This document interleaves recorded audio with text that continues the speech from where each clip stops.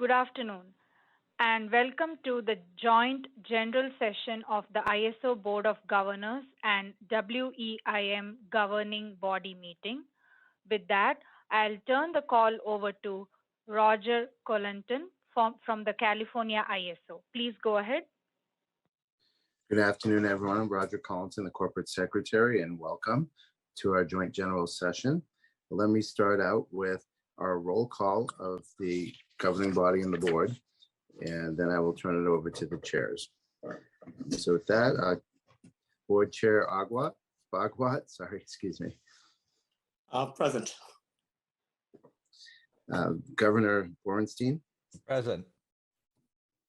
Governing Body Member Campbell. Present. Governing Body Member Decker. Present. Governor Galitova. Present. Vice Chair Governing Body Gardner.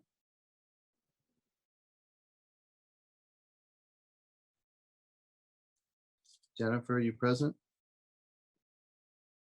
I think I see you. I see you and I see a head nod, I believe. So I will take that as a yes for the record. And Governing Body Chair Konzioka. Board Vice Chair Leslie.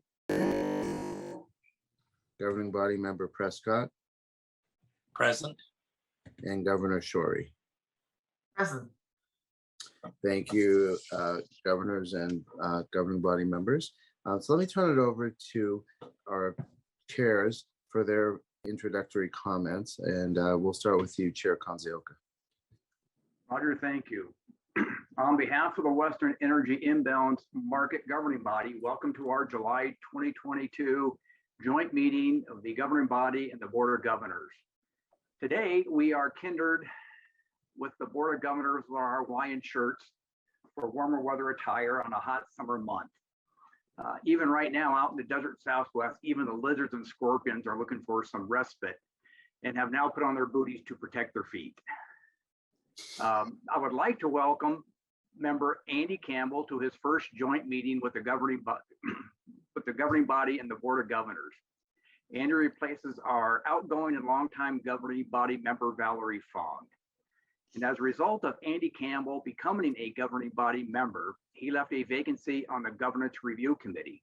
And we will hear a request to fill this vacancy for the participating transmission owners sector. And as work on the EDAM continues, we are interested in hearing the progress made by the Governance Review Committee. And lastly, we look forward to addressing the two decisional items before us today. And with that, I will turn it over to Chair Bhagwat. Thank you, Rob. Thank you everyone for attending. I wanted to start off by welcoming Andy Campbell to our ranks and also congratulating Rob Konzioka and Jennifer Gardner for their new roles as the chair and vice chair of the governing body. We're excited to work with you over the next year. And yeah, I think other than that, I have nothing to add except welcome everybody. Thank you, Chair Konzioka. Thank you, Chair Bhagwat. The next item on our agenda is for general public comment, and that's for items that are any comments on items that are not specifically identified on the agenda, because on those items we'll provide an opportunity for public comment. So operator, if we could check and see if there is any public comment for general public comment. Sure.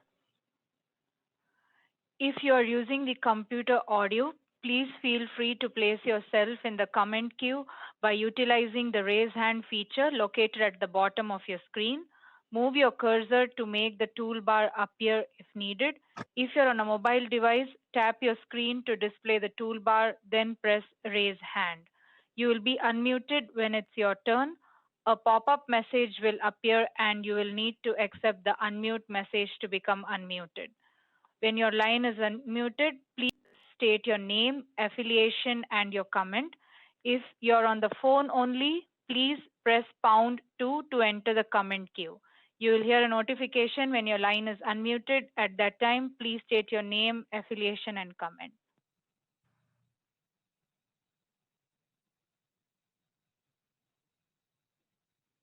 I do not see any callers in the queue. Thank you, operator. The next item on our agenda is for the joint general session minutes and seeking approval of the board and the governing body. And let me just note that, as we'll do throughout the meeting and as is the practice, that I will walk through and take a vote of each member and board and governing body member and board member in order to get our vote. And we do this so that we can make sure that we are recording everyone's vote. Whereas in a virtual environment, it's not quite the same as when we're in person. So thank you for bearing with me on that process, which can sometimes seem a little bit tedious.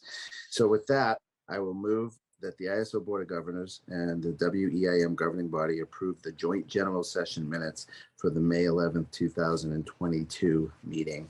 And I have a first for that motion, please. So moved, Anita. Thank you, Anita. And a second. Second. Angelina. Oh, it's okay. Thank you, Chair Bogwat. Oh, I'll yield to Angelina. You It's fine. gotta It's be okay, quick. Ash. You gotta be It can quick. be Ash. It's fine. I'll do the next one. I think we're gonna give you a red button that you can, see who's faster in pressing it on that. At the game shows, right? Chair Bogwat, your vote. Aye. Governor Borenstein, Aye.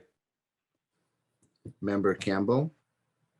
I'll abstain because I was not on the body at that point. Thank you, sir.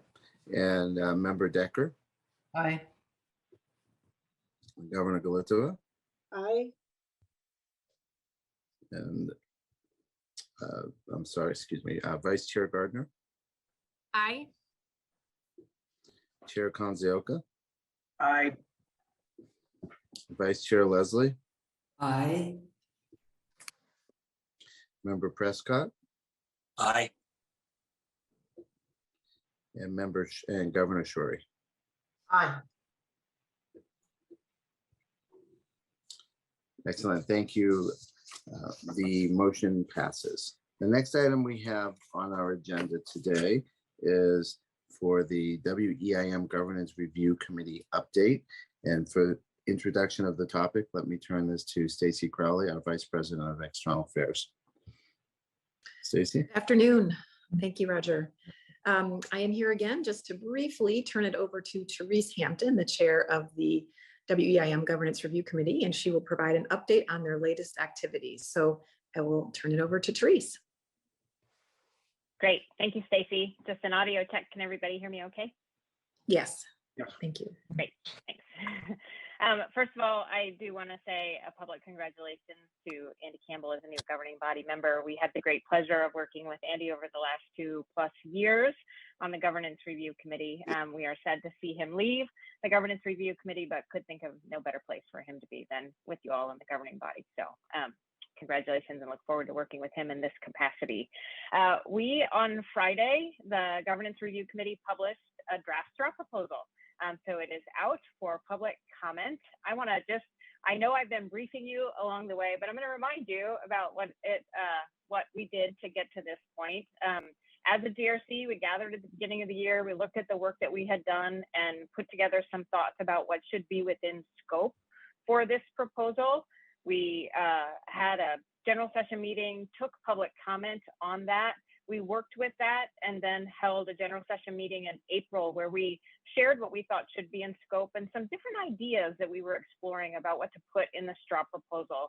And then we engaged in about 6 weeks of kind of informal and formal outreach. We briefed at different public bodies like the Body of State Regulators, the Regional Issues Forum, and then every GRC member engaged in their own informal outreach to kind of hear from stakeholders about what was important to them. We used all of that material. And then actually one other thing, we had a stakeholder panel at an EDAM market design meeting where we specifically targeted in on a few of the areas where we know there were differences among stakeholders and really listened to them about some of the rationale and reasoning for why they preferred one approach to decision-making authorities, to scope, to stakeholder engagement, to all of the things that we had in scope. And we used all of that information to put together this straw proposal that was published on Friday. We held a general session meeting this morning to review. Several different GRC members reviewed different pieces of the straw proposal. And we got a lot of actually good questions, comment already from a very diverse set of stakeholders this morning. It was a really nice conversation, and we're taking comment now, formal written comment through April 15th. So that's kind of where we're at this point. Is the straw proposal is out. It will be open for public comment till, I think I said April 15th, I meant August 15th, through August 15th. And we have built out a schedule. We all have the meetings on our calendar to get a revised straw proposal out by the end of October.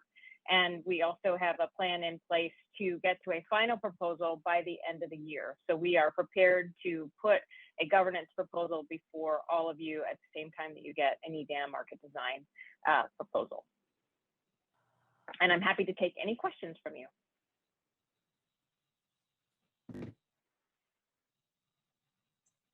Any questions for Therese? I see Rob's hand up. And yeah. Thank you. Therese, not a question, but a comment. And I just want to congratulate you and the entire GRC for the quality of that straw proposal that was issued last week. I did have a chance to go through it already, and I certainly came away with the feeling that just a tremendous effort has been put into that, and a lot of thought has been put into the document, with a lot of great questions for the participants and stakeholders to comment on. So look forward to those next steps, and thank you. Thank you. Yes, and I'd just like to echo what Rob said. Congratulations, Therese. And you deserve a lot of the credit personally, because you run such a terrific process that's very inclusive, very thoughtful, very balanced. And we have the document as proof of the excellence of the work of the whole GRC, of all the stakeholders, and certainly today's meeting was another testament to the overall quality of the endeavor. So thank you, and look forward to continuing to work with you on this very important issue. Thank you. The GRC members really do contribute. Everybody kind of steps up and engages with stakeholders. So that's really what produces that document that I think we've tried really hard to reflect all the different perspectives that we've heard and the rationale that we've used to get to where we are.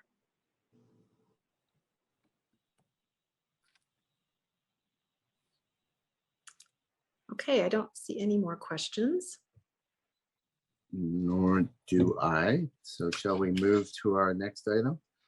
And that would be with you as well, Stacy, and that's the decision on the WEIM Governance Review Committee membership.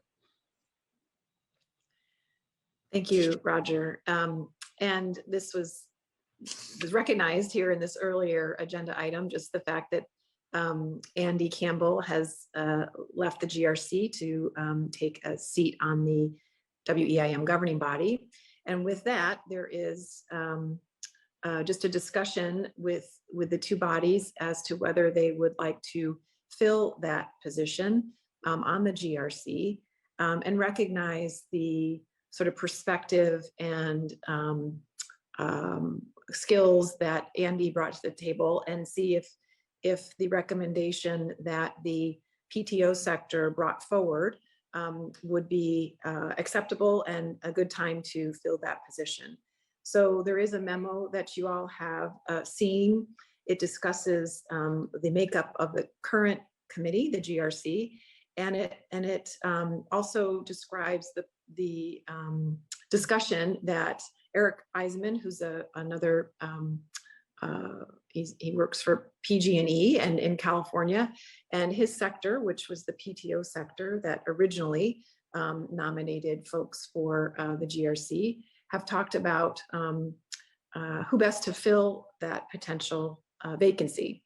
And in doing so, they came up with Jeff Nelson, who is a very well-known figure in our space, in our processes. Jeff is with Southern California Edison and has long been participating in our market discussions, and was even previously on a governance committee back in May when we had the EDIM stakeholder meetings at our offices in Folsom. Jeff participated in a panel to discuss the governance issues. So that is brought forward for you to consider and have a discussion. I'm happy to answer any specific questions and can certainly turn it over to you all for discussion.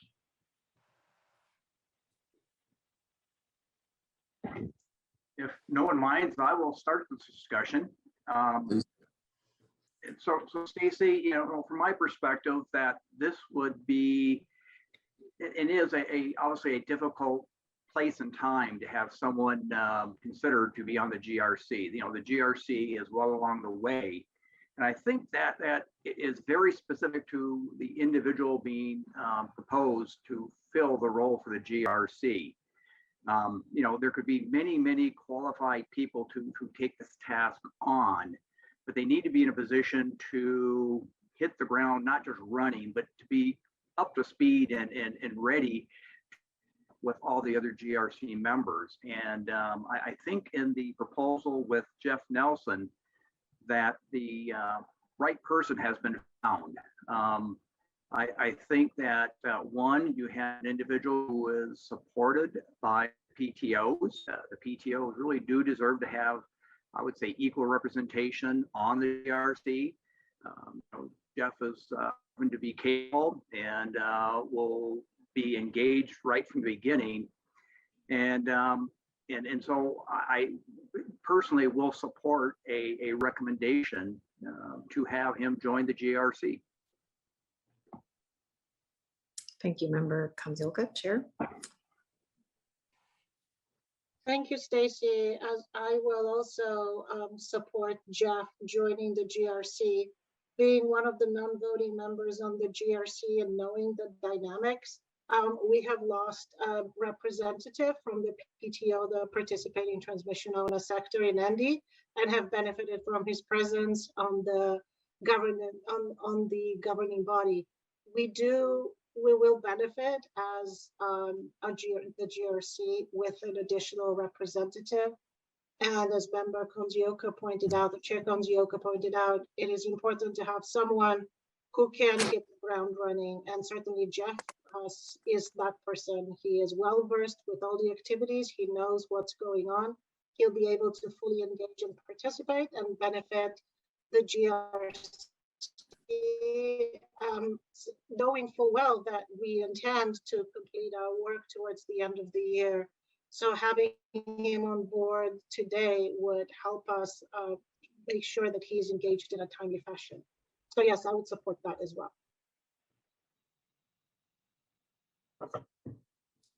Thank you, Governor Glitova. Let's see, I have a hand up from Andy. Thank you, Stacy. Yeah, so I just wanted to, I fully agree with the comments from Chair Konziolka and Governor Glitova. I think I'm very glad that there is someone being put forward to kind of, backfill for the spot that I was in. I think having another, someone who has a lot of familiarity with the PTO sector, which is mostly California IOUs, 6 cities, I think some other entities. I think that's going to be very important in this process, having a lot of voices in the room that represent a wide variety of perspectives. And I think Jeff in particular, I'm really happy to see, I'm thrilled that he agreed to do this for the reasons others indicated. And he's very thoughtful person who I think will be effective at helping the GRC be connected to some important stakeholders in this process. Thank you. Thank you, Member Campbell. Don't see any more. So we can go ahead and see if there is any public comment. Operator, if you can check for public comment. Sure. As a reminder, if you're using the computer audio, feel free to place yourself in the comment queue by utilizing the raise hand feature located at the bottom of your screen. Move your cursor to make the toolbar appear if needed. If you're on a mobile device, tap your screen to display the toolbar and then press raise hand. You will be unmuted when it's your turn. A pop-up message will appear and you will need to accept the unmute message to become unmuted. When your line is unmuted, Please make sure to state your name, affiliation, and comment. If you're on the phone only, please press #2 to enter the comment queue. You'll hear a notification when your line is unmuted. At that time, please state your name, affiliation, and comment.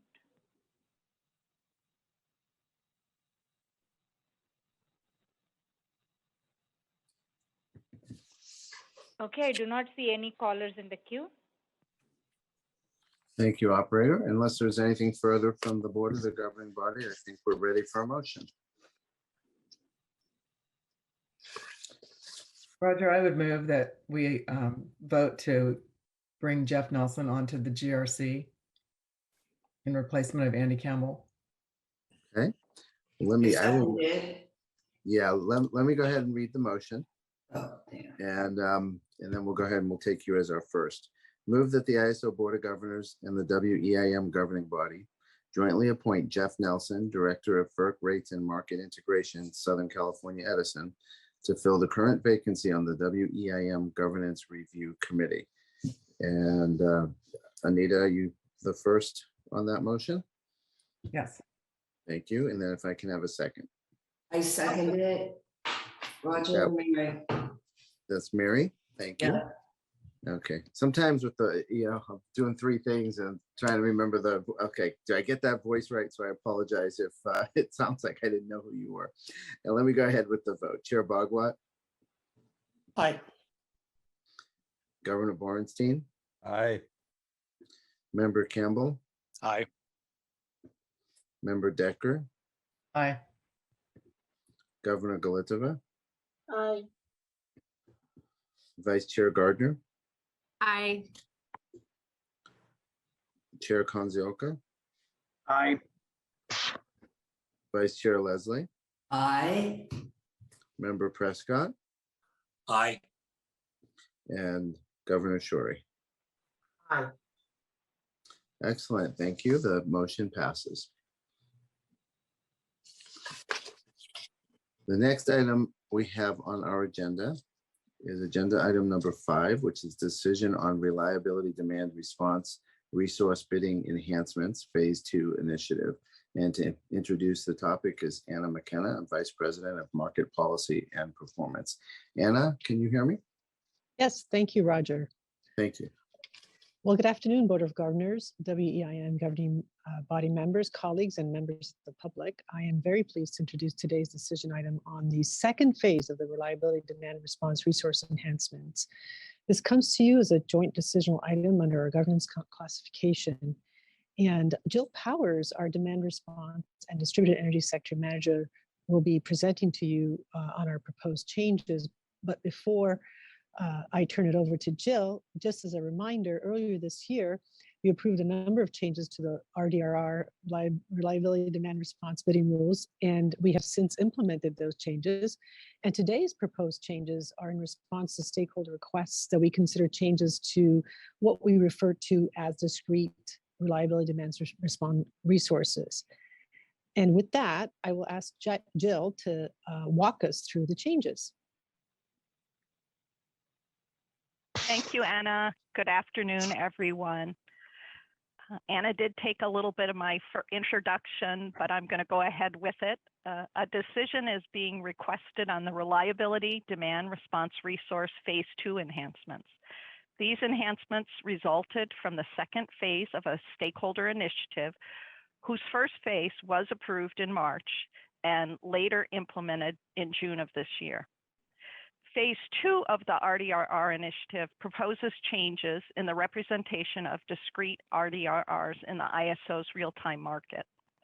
While the Rdrr product was developed to facilitate the integration of California utility demand response programs into the ISO markets, it is a market participation model that can be extended to other emergency triggered demand response programs. Western EIM balancing authority areas may use the Rdrr model, assuming they have approval from their local regulatory authority and meet the requirements of its participation. Accordingly, the proposed changes to the Rdrr model fall within the scope of joint authority. We can move on to the next slide. Management proposes two changes to real-time market rules for these discrete dispatch reliability demand response resources. The first change will ensure that the real-time market respects the maximum number of times a discrete RDRR can be dispatched per day. This change will prevent resource dispatches that are infeasible for the underlying demand response retail program customers to follow. The second change will allow discrete dispatch RDRRs to be registered above the current cap to a size of 100 megawatts or larger if a certain set of criteria is met. Next slide. In 2012, the ISO developed the RDRR policy and implemented its participation model as a result of a CPUC-approved multi-party settlement, which required integration of retail emergency-triggered demand response programs into the ISO market. This settlement included an option for utilities to specify that when dispatched by the ISO, the resource would respond with its full load reduction capabilities and only to its full load reduction capabilities, since the programs did not have the ability to stage and hold different levels of load curtailment. In the ISO's real-time market, this registration option is represented as a discrete dispatch reliability demand response resource. The enhancements being proposed today will only apply to these discretely dispatched resources. Next slide. The RDRR Phase 2 enhancements were pursued due to concerns raised by the utilities once the 2020 readiness enhancements were implemented. Changes were made to how RDRRs were operationalized in the markets in response to the final cause analysis of 2020. These changes were made to move away from having RDRRs manually dispatched out of market by the ISO system operators versus market, as was intended under the RDRR policy. The ISO made the modifications so that RDRRs could be more optimally dispatched by the market. Certain stakeholders highlighted that with a higher frequency of market dispatches, there was potential for market dispatches to not respect the number of RDRR starts per day, and that this would be counter to the underlying utility program design, which limits the number of times customers could be requested to start and stop load curtailment per day, which is generally once. Next slide. The first change that management proposes will address the issue of market dispatches moving discrete RDRRs between on and off states. To do so, the operating range of the resource will be modified to prevent movement to zero without recognizing that movement as a shutdown. The real-time market will recognize a minimum load value to be just below the RDRR's discrete load reduction bid into the market for the hour. This modified minimum operating level will then have a cost associated to it, utilizing the RDRR's energy bid price submitted in real time. Next slide. The second change management proposes is to increase the maximum allowable size of discrete dispatch RDRRs from 50 megawatts to 100 megawatts. This proposed change was in response to stakeholders' requests to allow them to better reflect the actual size of their discrete RDRRs and reduce the number of resources needed to fully represent them. An increase of the discrete cap is enabled by the first enhancement, as it allows for better alignment between what the market prices versus what it schedules, eliminating any material imbalance. A cap on the size of the discrete dispatch RDRR still remains appropriate due to its potential to displace less expensive energy from other resources when dispatched, and to avoid operational challenges that may occur when the discrete blocks of load return onto the system when an RDR dispatch ends. Next slide. In addition to the increased cap, the proposal includes the ability for RDRRs larger than 100 megawatts to apply for an exception to that cap. These resources must submit an affidavit attesting to the fact that they meet certain criteria required for consideration of the exception. The ISO will determine if the increase requested does not create detrimental market or operational impacts before granting the exception. Next slide. Utilities, demand response providers, and DMM support the changes proposed in the RDRR bidding enhancements phase 2 initiative. Comments were received during various stages of the initiative and included a recommendation for the ISO to consider other RDRR enhancements to non-discrete dispatch RDRRs if warranted. Additionally, some stakeholders' comments were addressed outside of the initiative via the ISO's customer inquiry dispute and information process, business practice manual changes, or through further individual stakeholder engagement to address their specific resource concerns. All stakeholders are in support of the proposed enhancements proposed today. Management requests the ISO Board of Governors and Western EIM governing body approve the proposed RDRR bidding enhancements. These enhancements will ensure that the real-time market respects the maximum number of times a discrete RDRR can be dispatched per day and allow discrete dispatch RDRRs to be up to 100 megawatts in size or larger if they meet certain criteria. And that is the end of my presentation.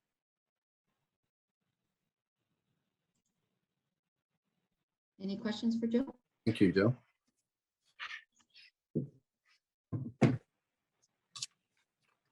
Any questions from the board or the governing body?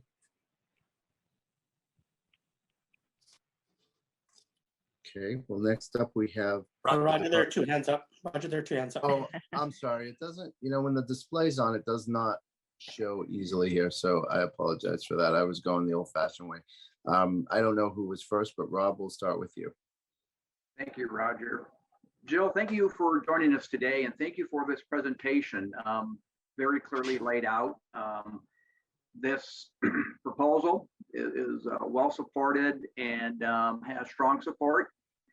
I do have one clarification question. And during the comments period, Southern Cal Edison and PG&E both seem to have some concerns about the RDRR startup time not being defined within the master file, but instead being initiated through the 60, 15, and 5-minute option. You addressed the limits and the uses in your presentation, so I think that's addressed. But can you comment as to the appropriateness of incorporating the RDRR into the master file? Is that appropriate? Is that something that can be done, or how is that addressed?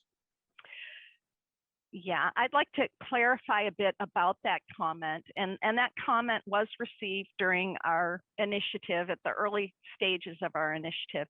And that comment does not reflect upon the enhancements that are proposed today.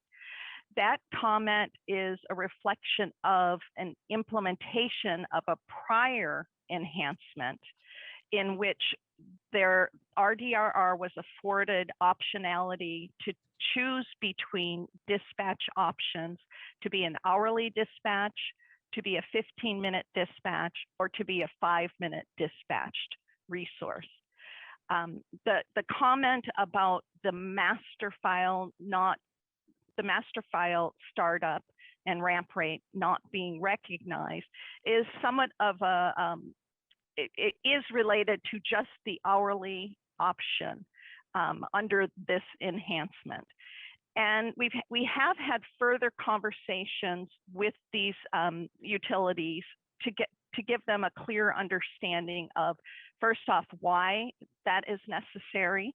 And it is necessary because there's a constraint within the hourly time frame that gives notification to these hourly dispatch options that may be broader or longer than what the ramp rate is. So that becomes the new constraint versus startup and ramp rate, if that is of a lesser value.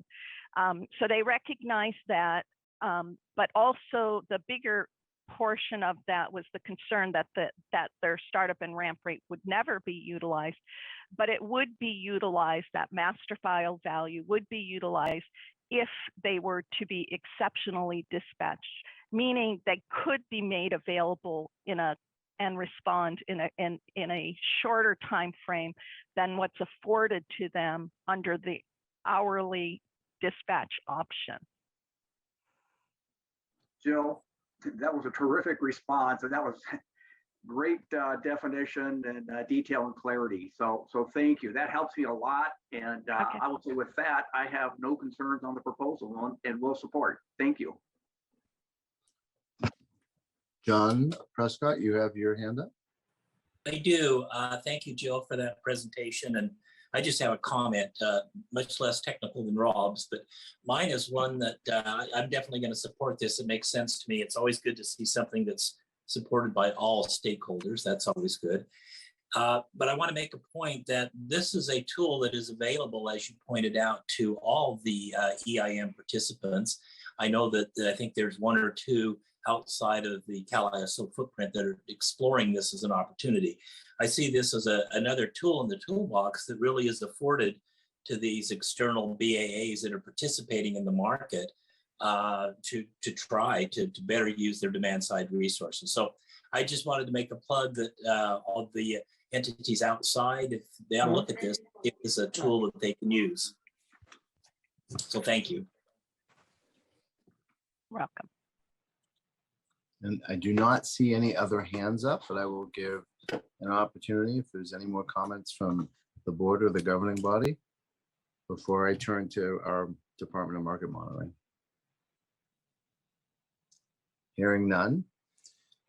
We next have Ryan Kurlinski, Senior Manager, Analysis and Migration for DMM. Ryan, are you on board?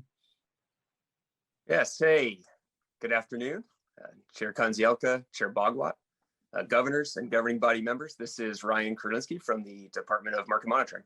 So DMM supports the ISO's proposed changes for discrete reliability demand response resources. First, the ISO proposes to model a minimum dispatch level that's just about equal to the resource's maximum dispatch level, and to create a cost for this minimum load. That cost will be based on the resource's submitted energy bid price for these minimum load megawatts. We think this change should allow the software to much more accurately model the actual physical operating characteristics of these demand response programs. And so it should significantly reduce infeasible dispatches to them. Second, the ISO proposes to relax that the 50 megawatt size limit on discrete Rdrr resources. There were some issues with how discrete Rdrrs were dispatched and priced, issues that become more significant as the size of a dispatched discrete Rdrr resource increases. But the ISO's first proposal for creating a minimum load level and cost for these resources resolves these issues. So relaxing the size limit should allow the software to model more of these Rdrr programs according to the preferences of the utilities that manage the programs, and to do so without creating adverse impacts. So we support the ISO's proposed changes. Thank you for your time, and I'd be happy to try to answer any questions you may have. This is Ash. I do have a question. I'm not sure it's for you, Ryan, or for Jill, but either way, do you have a sense of how many days in the year these Rdrr resources are actually dispatched? Is it like 2? Is it 10? Is it 1? Jill, you want to take a first crack at that? It has not been more than twice per season, and there's long stretches when we're not even calling upon them. Okay, so it's really in true emergency situations. True emergency situations. Thanks. Any other questions for Ryan? I see no hands up. With that, operator, if we may seek if there's any public comment.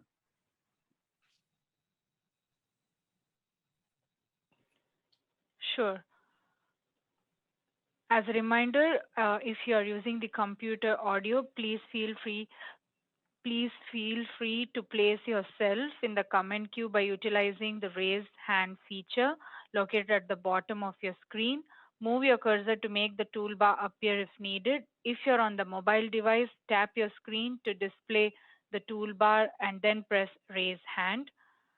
You will be unmuted when it's your turn. A pop-up message will appear and you will need to accept the unmute message to become unmuted. When your line has been unmuted, please make sure to state your name, affiliation, and comment. If you're on the phone only, please press #2 to enter the comment queue. You'll hear a notification when your line is unmuted. At that time, please state your name, affiliation, and comment.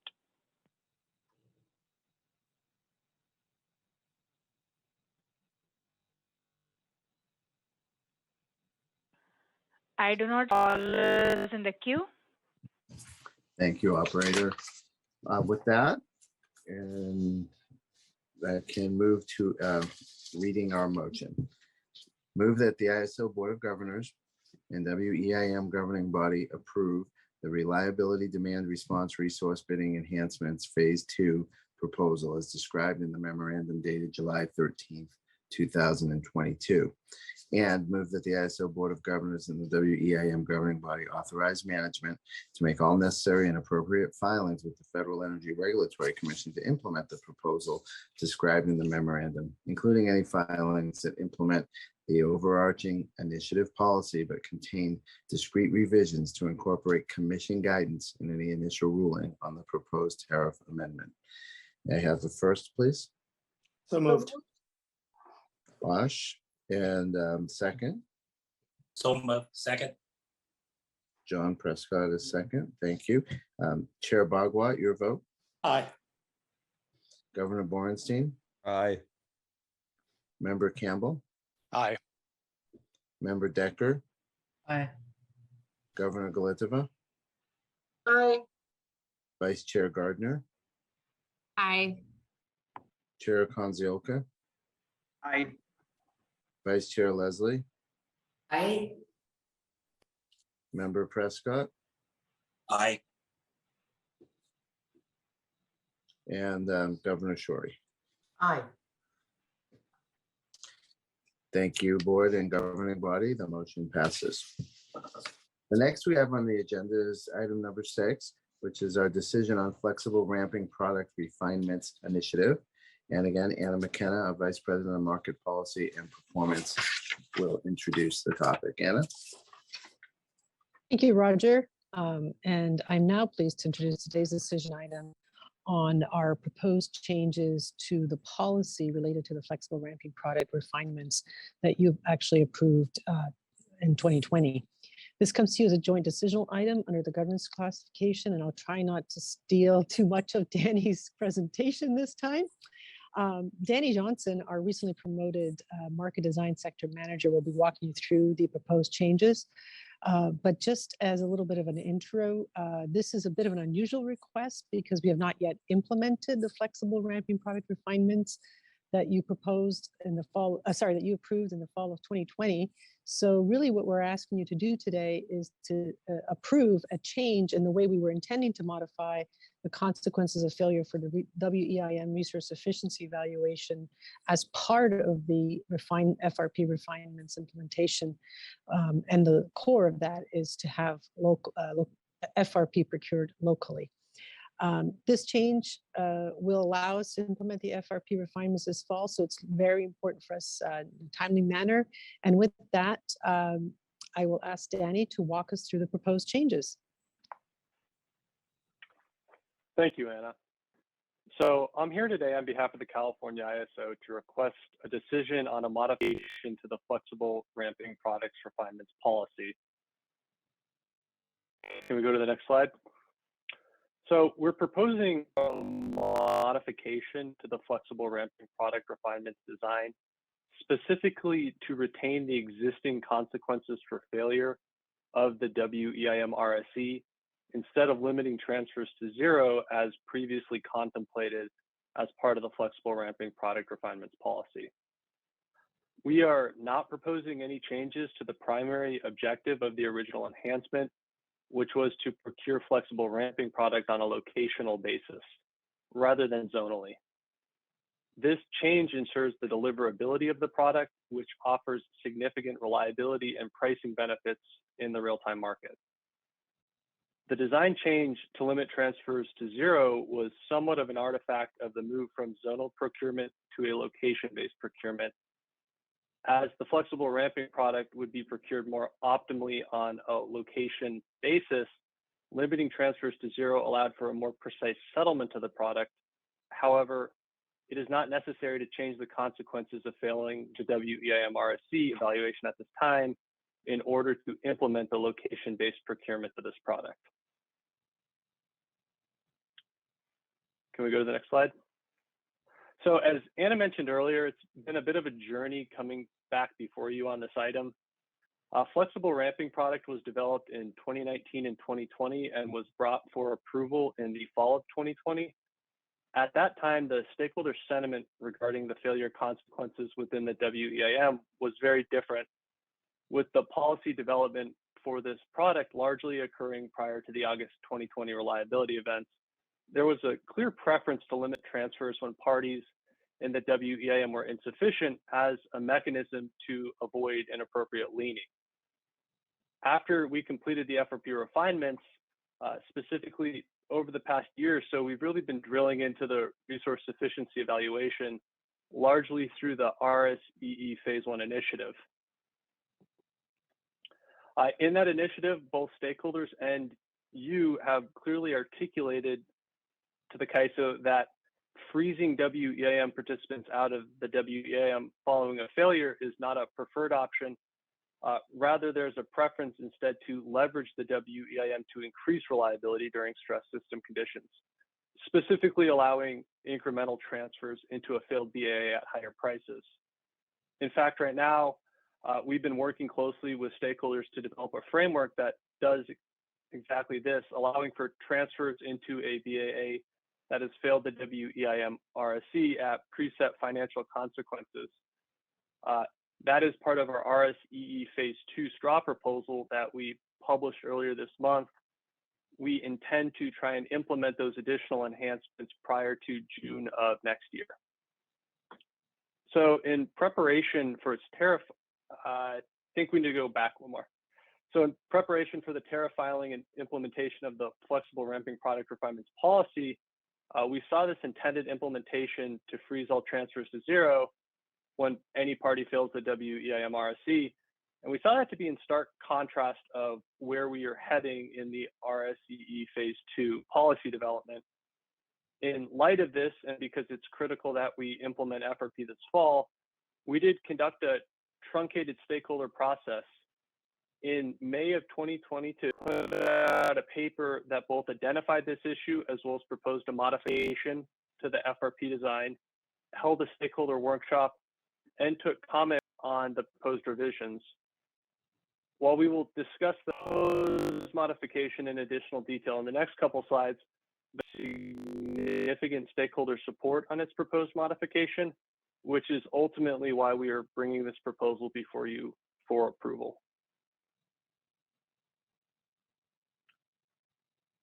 So now I want to turn to why reducing transfers to zero is problematic and why the CAISO is actually proposing this modification.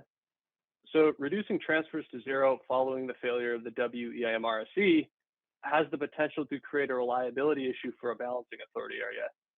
To the extent that this were to occur during stress system conditions, the BAA that failed would have previously existing EIM transfers reduced, moving the procurement of that energy into the emergency energy assistance paradigm, increasing the volume of megawatts that have to be procured through emergency energy assistance, which is an entirely manual process during limited periods of time, simply increases the risk to reliability. And again, increasing the risk to reliability is inconsistent with the more recent stakeholder consensus and governance guidance. Management is proposing to modify its prior intent to limit transfers to zero we would look to retain the existing failure consequences that limit transfers to values immediately prior to the failure of the WEIM RSC. The remainder of the flexible ramping product refinements would continue to be implemented as planned and previously approved. So the CAISO sought general support for this proposed modification. Our understanding of the comments show near unanimous agreement and support that transfers should not be reduced to zero following the failure of the WEIM resource sufficiency evaluation.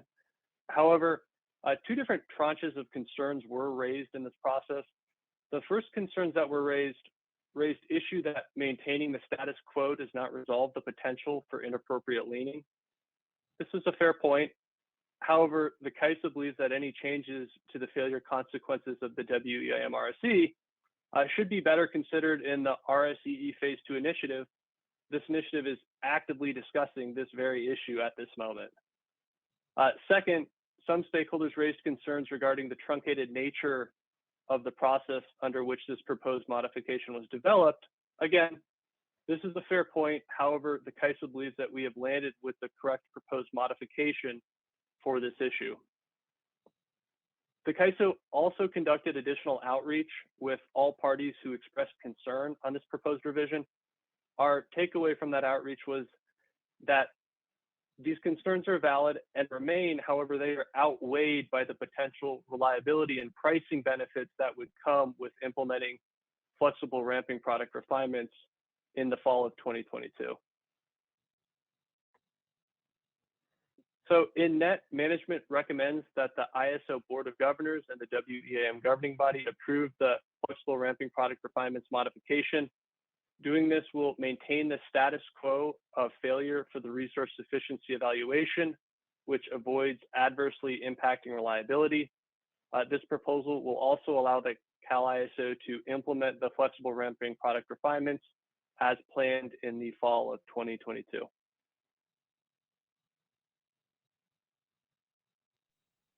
Any questions for Danny? I see Rob, you have your hand up. I do, and Jennifer does as well if you don't see that. I do see that now. I'm getting better at looking at that. I know with the screen, it can be easy not to see them. Danny, first of all, thank you for joining us this afternoon, and thank you for this excellent presentation.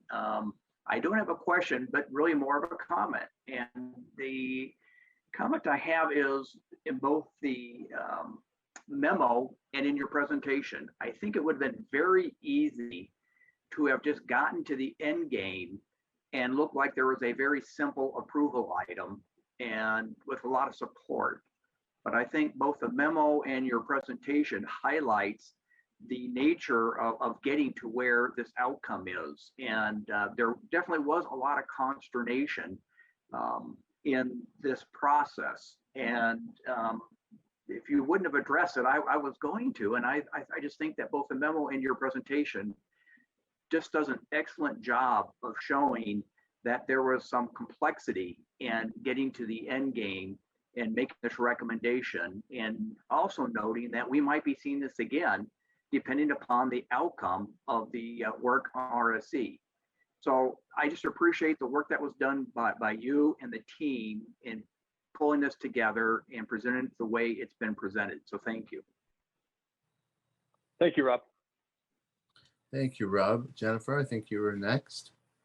Yeah, thank you, Roger. And I have a question, and this is just a clarifying question, Danny, and kind of follows up on something that Rob touched upon at the very end of his comments. And so, I mean, it's pretty clear from the changes that are being proposed today that there is, a lot of interdependency between this effort and the resource sufficiency evaluation, and specifically the failure of the resource sufficiency test. And so, while that phase 2 process is still ongoing, and assuming that we see additional changes implemented in the future, I'm just curious if you can address how that would impact the flexible ramping product in the future, if we will have this in front of us once again. Yeah, so I think that we will be bringing different failure consequences to the RSE in front of you going forward. I don't know if we will be explicitly bringing flexible ramping products back to you. I think to the extent that the settlement is less precise, that may be handled and made up for some of the ways we will allocate the revenue from the energy assistance that we're contemplating in the RSDE Phase 2 policy process. Okay, thank you for that clarification.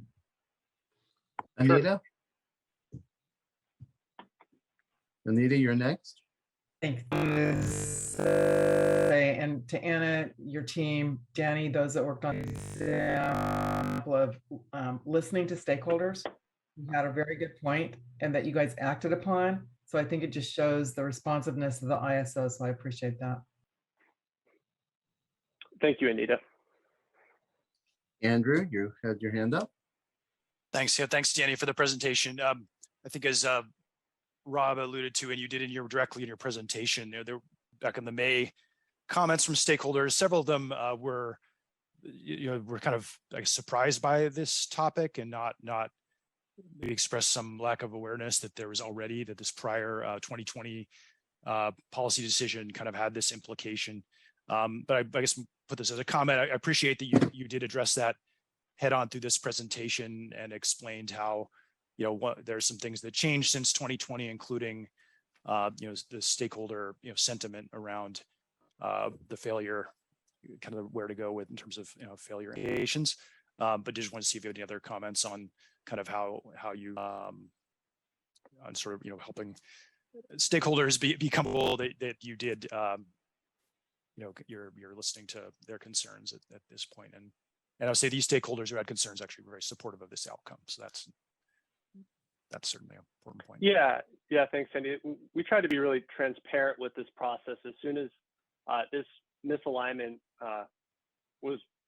we became aware of it, we quickly went public with the paper identifying it and then working towards the solution. And then, like you said, to the extent any parties had additional comments or concerns, we took the time to perform outreach and make sure they were comfortable with our proposed direction.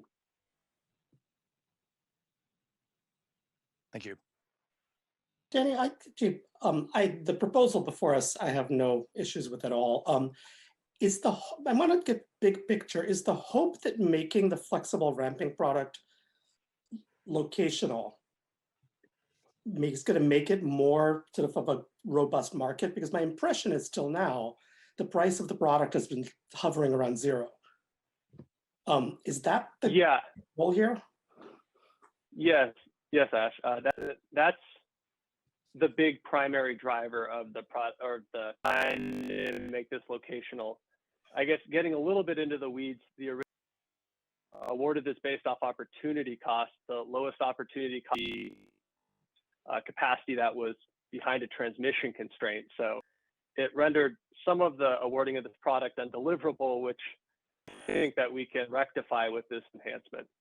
And then once we do that, it will be valued more accurately. Thank you, Ash. Jan, at some point I saw your hand pop on and off, so I wasn't sure if you had a comment or there was just a technical glitch or what. So I wanted to give you an opportunity just in case. Thank you. It was a technical glitch, but I will just say, having listened to this discussion, that I support this because I think one of our first rules, just in the big picture, is always do no harm. And when people are in difficulty, the last thing you want to do is end up making it worse for them and everybody else. So I definitely support the idea of going back to the prior rule on this. Thank you. Thank you, Jan. Thank you. Well, seeing no more comments, I will turn to Ryan Kurlinski again from our Department of Market Monitoring. Ryan? Yes, hello again, Chair Bagwat, Chair Konzielka, governors and governing body members. This is Ryan Kurlinski from the Department of Market Monitoring. DMM supports the ISO proposal to not change the current consequences of failing the WEIM resource efficiency tests when the ISO implements locational procurement of its flexible ramping products. Implementing locational flexible ramping product does not require meaningful change to the resource efficiency test failure consequences. So we appreciate that the ISO caught that it was planning a pretty significant RC change as part of its flexible ramping product implementation. And we also appreciate that the ISO quickly came up with a way to implement those important locational FRP enhancements without making any meaningful changes to the resource efficiency tests. The overall resource efficiency test design is rightfully undergoing a close scrutiny and reassessment in its own initiative. To help everyone assess the current design in that initiative, DBEM continues to publish monthly public reports that include a lot of metrics on resource efficiency test failures. And we believe the right forum for considering changes to the consequences of failing the RSC test is in that initiative, where failure consequences can be considered as part of a comprehensive evaluation of the overall resource efficiency test design. So again, we support the ISO not making a meaningful change to those tests as part of its locational flexible ramping product implementation. That's all I have for today. Thanks again for your time, and I'd be happy to try to answer any questions you may have. Any questions for Ryan?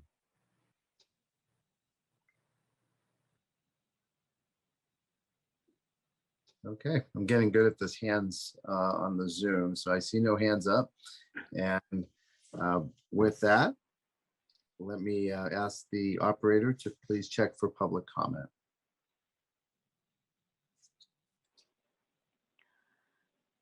As a reminder, please feel free to place yourself in the comment queue by utilizing the raise hand feature if you have connected to the computer audio. If you're on the phone only, please press #2 to enter the comment queue. And when your line is unmuted, please make sure to state your name, affiliation, and comment. I do see one caller in the queue. Please go ahead, your line is unmuted.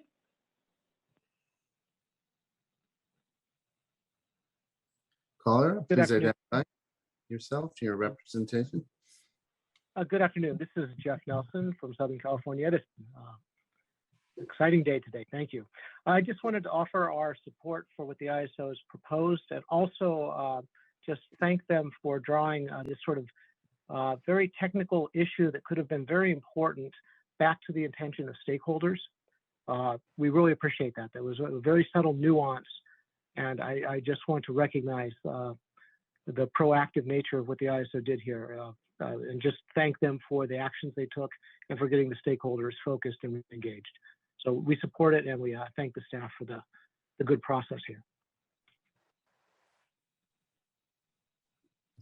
Thank you, Jeff, and congratulations for your nomination onto the GRC. And thank you. With that, if there is no more comment, oh, I'm sorry. Yes, I was just going to say I do not see any other callers in the queue as of now. Thank you, operator. Appreciate that. And if there's no more comments from the board or the governing body, I will go ahead with our motion. Move that the ISO Board of Governors and WEIM governing body approve the change to the flexible ramping product refinements proposal as described in the memorandum dated July 13, 2022. And move that the ISO Board of Governors and the WEIM governing body authorize management to make all necessary and appropriate filings with the Federal Energy Regulatory Commission to implement the change proposed in this memorandum, including any filings that implement the overarching initiative policy, but contain discrete revisions to incorporate commission guidance in any initial ruling on the proposed tariff amendment. And may I have a motion, please? So moved. I'm sorry, who was that, Angelina? Yes. Thank you, Angelina. And second? Second. And I'm sorry, I'm just not getting the voices. Who is that? Member Campbell. Oh, thank you, Andy. Well, I have an excuse for that. I haven't heard your voices much. So with that, the vote, please. Chair Bhagwat? Aye. Governor Borenstein? Aye. Member Campbell? Aye. Member Decker? Aye. Governor Galiteva? Aye. Vice Chair Gardner? Aye. Chair Konziolka? Vice Chair Leslie? Mary, are you on mute maybe? Aye. Thank you. Member Prescott? Aye. and Governor Shorey. Aye. Thank you, governors and governing body members. The motion is approved. Well, that concludes our meeting. I believe we have nothing more on the agenda unless there's anything that any of the governing body members or board members want to reference for future agenda items. Excellent. Thank you, everyone. Appreciate all your time today. Thank you, Roger. Thank you. Thank Bye, you. everybody. Thanks. Bye, everyone.